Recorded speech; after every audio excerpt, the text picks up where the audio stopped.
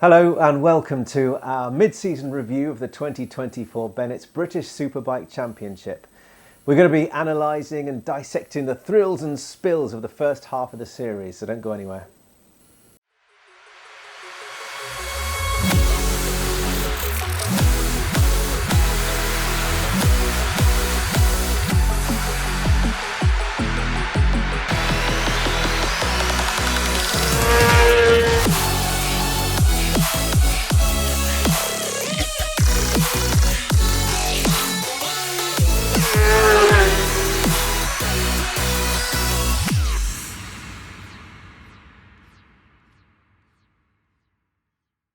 "17 races down, 15 to go." We're a little bit over halfway in fairness, to be accurate, but we are fresh out of a trio of races, action-packed races at Brands Hatch.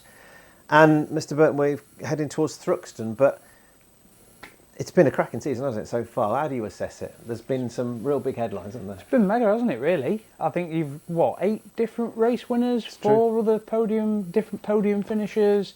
I think that's probably the hottest it's been, shall we say, in recent years. And I can't think of any other championship that's had 8 different winners so far after X amount of races. And it's nice to see a Honda leading the championship. It's nice to see Yamaha's in there. It's nice to see Kawasaki's winning races.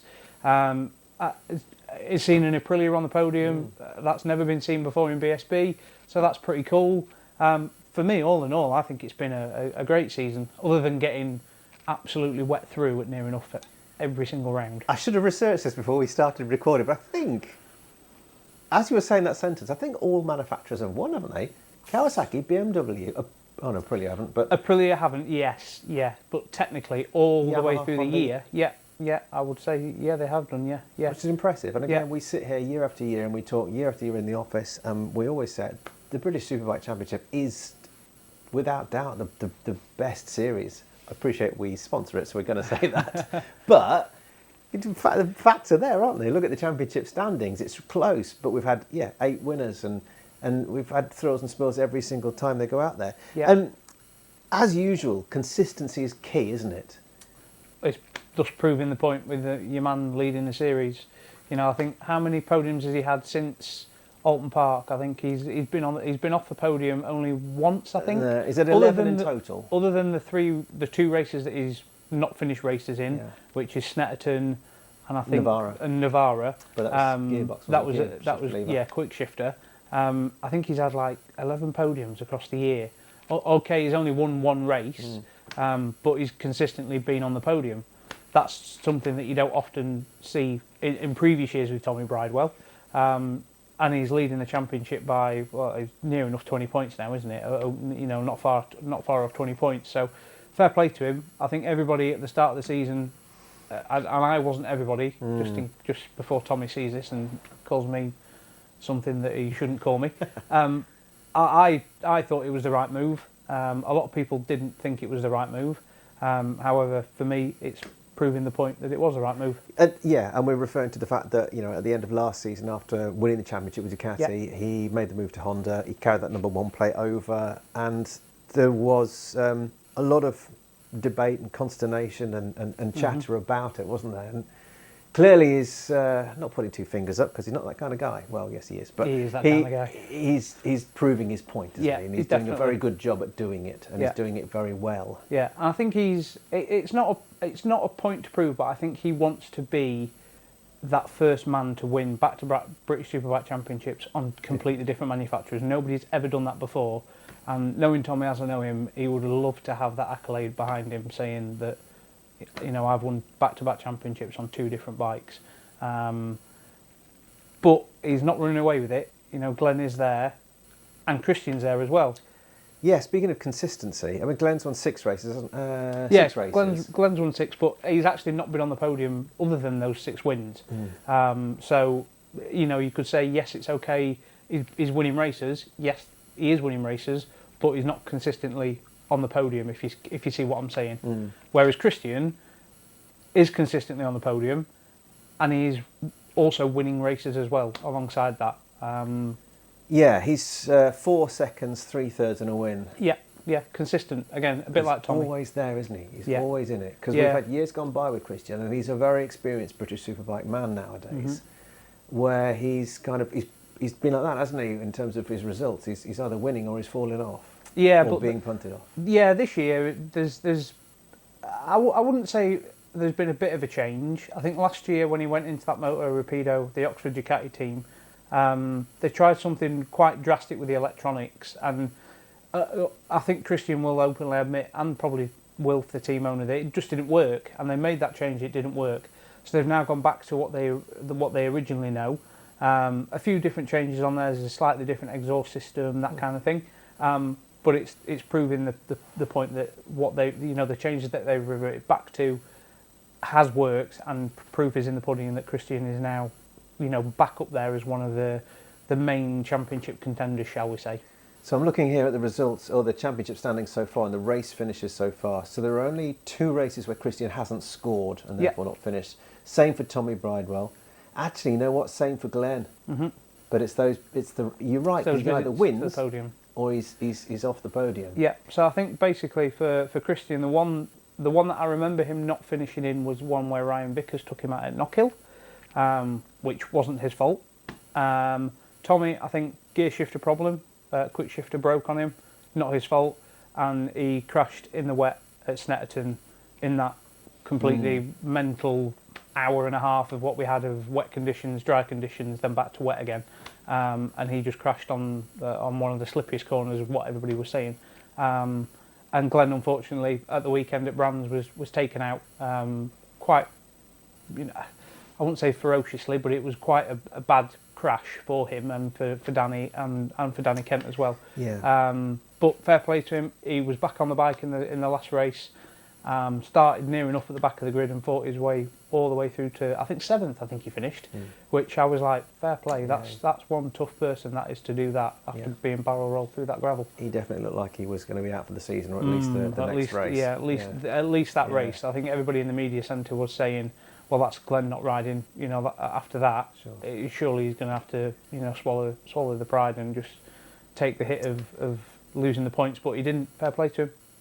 It's a relevant point, actually. You'd expect that after 17 races, injury might have played its part for some people, some riders. Has done in the past. It's put the kibosh on that kind of consistency we've talked about. We've talked previously about people getting points in every single round, and there's not one rider so far who's managed to score in every single round. That's kind of by the by. But my point is that actually injury, thankfully, has not interfered with this championship so far, has it? No, not really. I think the only person that I can think of that it's probably hindered the most is Rory Skinner. That's probably the only person. But Rory, at the time, he wasn't really fighting for the championship. Yes, okay, he had a good Knockhill. He was always going to have a good Knockhill. It's Rory Skinner. But it was slow. He was slowly building into that. Being a consistent top 5, top 6 person, and obviously getting his first win at Knockhill. The crash at Snetterton, breaking his leg, quite badly breaking his leg. Unfortunately, he's probably the only one I can think of. Illness maybe to Ryan Vickers at Knockhill. That's the only other thing I can think of. Touch wood. There's been nothing else. Yeah. Let's talk about Rory Skinner, because we've got race winners Rory Skinner and Storm Stacey. We've got to talk about at some point. They're 14th and 15th in the championship, again, thus proving how close the race is for the championship and how close all the points are. So Tommy Bridewell's 19 points clear of Glenn, who's 5 clear of Christian. Is the top 3. Yeah. So we've got Honda, Ducati, Yamaha, and Kawasaki. So if you count Jason O'Halloran in that, so you've got 4 manufacturers in the top 7, which is really healthy. In fact, you can count BMW in that as well, can't you? 5 in the top 8. Yeah, you can do. Yeah. I mean, it's nice to see. Do you know what I mean? That you've got all of those different manufacturers within the top 8 of the championship. It's really impressive, and I think it speaks volumes for the way that BSB is run. It also speaks volumes for the rule changes this year. So obviously, the rule change at the start of the year, certain manufacturers had to run standard cams to stop, to sort of level the playing field, shall we say. And the proof is in the pudding. It's clearly leveled the playing field. It might have helped some manufacturers in some way, but it's levelled the playing field. As you can see, there are that many different manufacturers in the top 8 of the championship. Michael, have you seen any surprises so far this season? I think the biggest surprise probably for everybody will be Tommy. Not surprised me because I thought he was going to be very strong. Probably the other surprise for me, not the best in terms of the biggest surprise as in delightful surprise. The one that I'm surprised at the most is Jason O'Halloran. I thought Jason would be a little bit more stronger on that Kawasaki than what proof has been shown this year. Yes, he has had a race win, but he's not been consistently as we know Jason can be, if you know what I mean.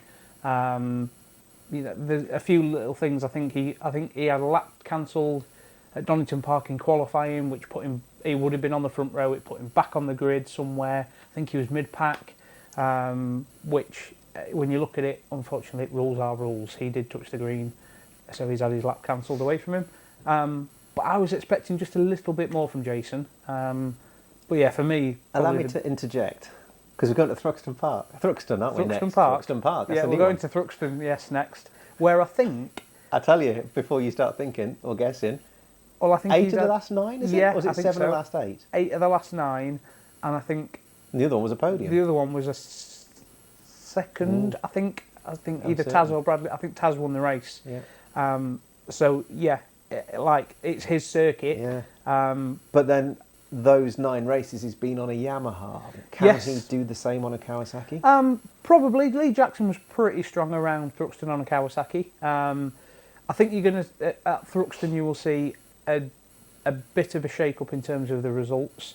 It really doesn't suit the Ducati very well. You saw that last year. I think Christian was the only one that really did all right, in inverted commas, around Thruxton. It just doesn't suit the way the Ducati wants to be ridden.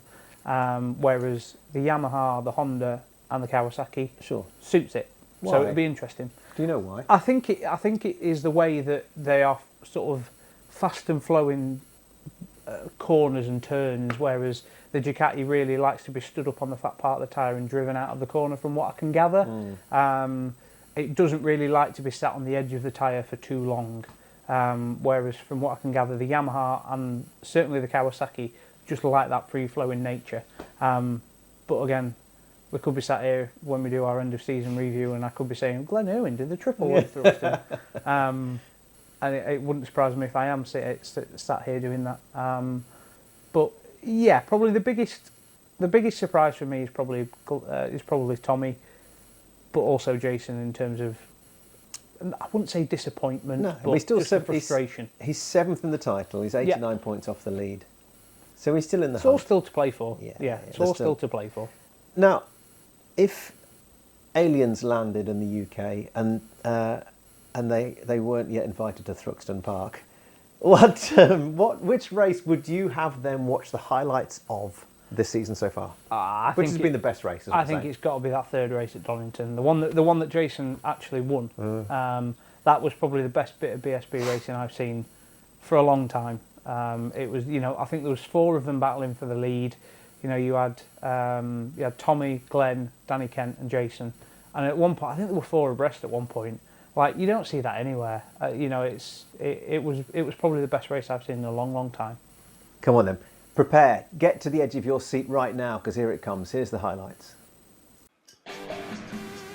We were in for one of the greatest shows in British Superbike that we've seen some time. Race 3 from Donington Park started with Danny Kent on pole position on the McCams Yamaha, but it was the reigning champion, Tommy Bridewell, who got the whole shot into turn 1.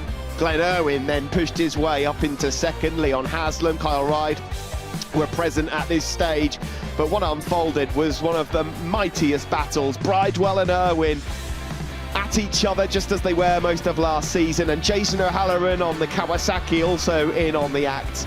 Danny Kent managed to get through on Leon Haslam to join the crew out front, and as the laps ticked by, they all swapped paintwork. Glenn Irwin got back out in front ahead of his old foe and teammate Tommy Bridewell. Jason O'Halloran was showing supreme speed on his completely motorbikes FS3 Kawasaki after having a rotten weekend. And at this stage, you always felt like it would be either Glenn Irwin or the reigning champion Tommy Bridewell to do the business. And Bridewell had a big look on a couple of occasions at Irwin down into the old hairpin. But always on the cutback, Glenn Irwin coming back through. Down into the Melbourne loop, it got a bit tricky, and O'Halloran picked off Glenn Irwin, sitting him up into the Melbourne loop. And then just a few corners later, O'Halloran used his speed to go through on Tommy Bridewell as well. Danny Kent then moved up into third, and with just a lap or two to go, it was all gloves off with no tyres left, spinning around Donington Park, an absolute barnstormer. One of these four had to be on the top step. It nearly got messy down into the Melbourne loop between Tommy and Glenn Irwin again, with Danny Kent there, but they couldn't reel in Jason O'Halloran in the end. 20 stupendous laps here at Donington went the way of Jason O'Halloran, but it was a proper run to the line for second as well between the Honda, Ducati and Yamaha. It was O'Halloran that was victorious from Tommy Bridewell, and Danny Kent just getting third ahead of Irwin.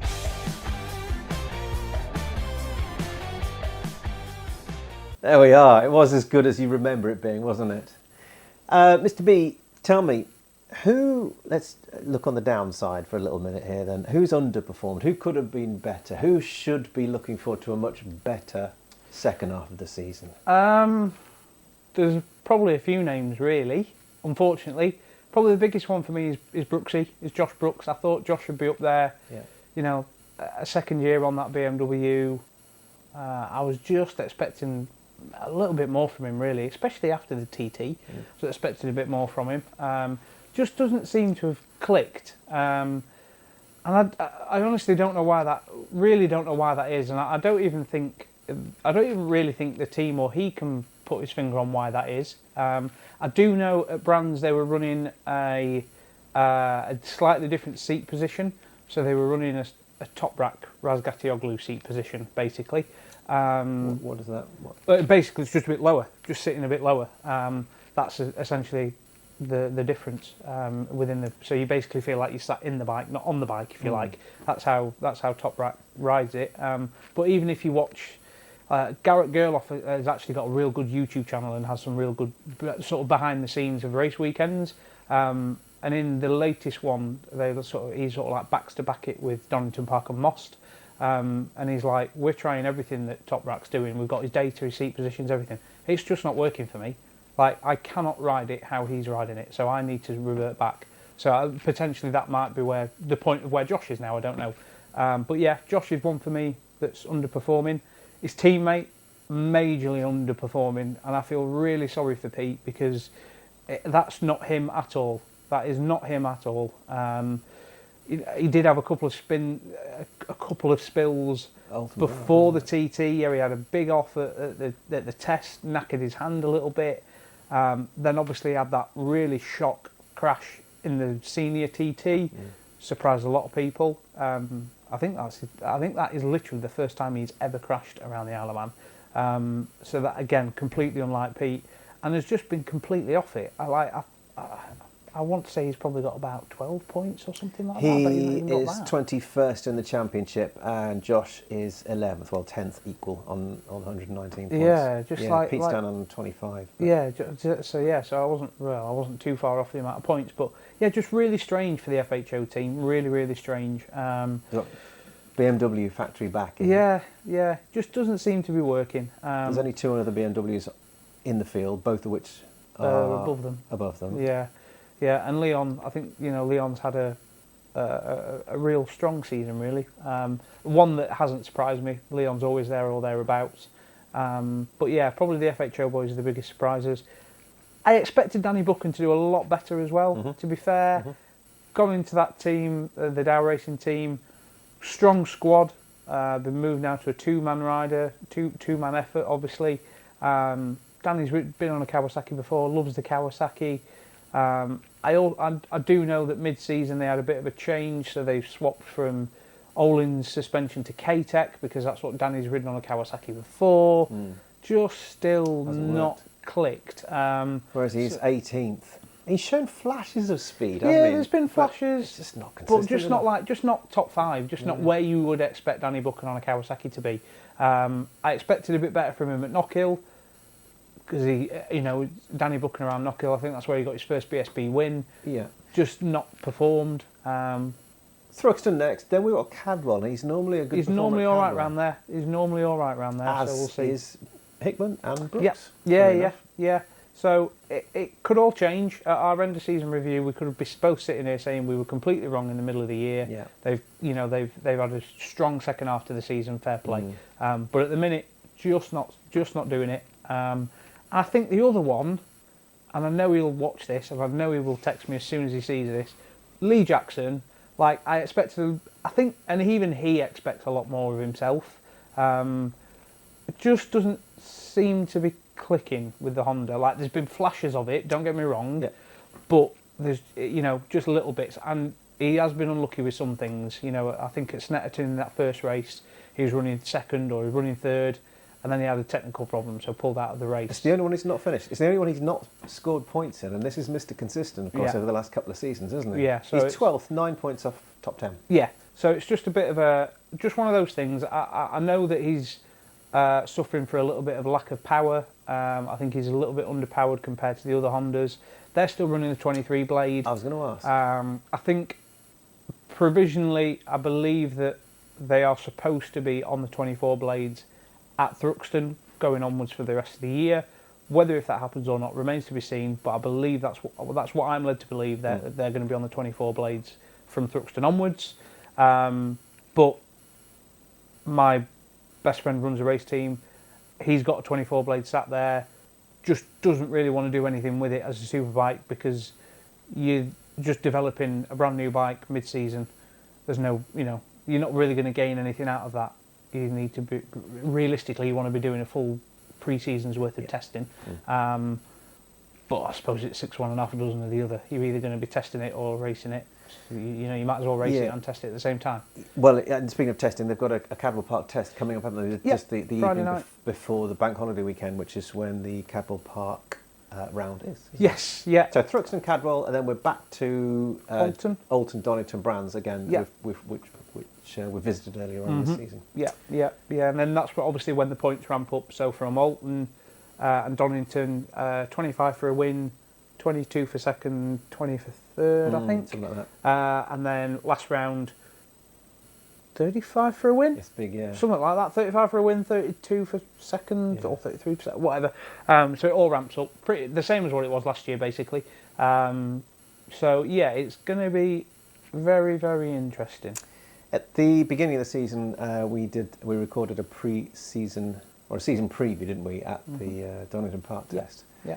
And you gave me some predictions. I was going to say, I gave you my predictions. You gave... I waffled a bit. You waffled a bit and gave loads of names and then didn't give any top three. True. So you put me under the bus on that one. You said, in third place, Carl Ride, second place, Tommy Bridewell, first place, Glenn Irwin. Well, your three are not far off. You're in the top 4 of the championship, your three.